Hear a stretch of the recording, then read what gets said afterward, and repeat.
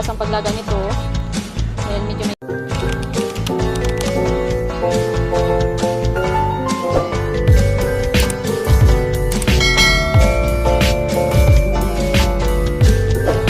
Yan guys, 2 oras ang paglaga nito.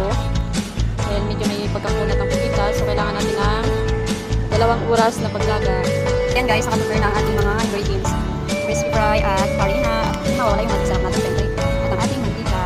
Ito naman ang ating datarang. So ayan guys. Pinunta rin na po natin ang ating pagkita.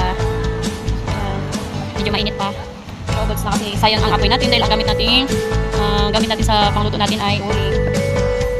Yan na siya ang pagkayat para ang pagkaluto kasi dito guys ay ang luto natin dito ay calamaris. Maganda kasi sa calamaris guys ay malambot ang pagkalaga. Ipag-isang gayat natin guys para mas mabilis yung pag-proseso ng pagka-luto natin ng ating calamaris. Ayan guys, tapos na po natin nagayat.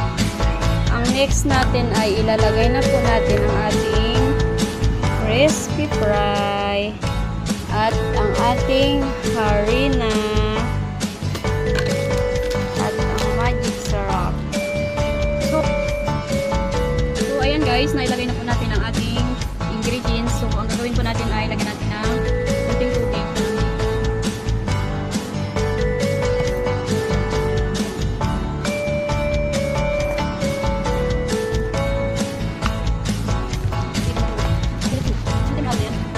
So ayan guys, okay na po ang ating pugita.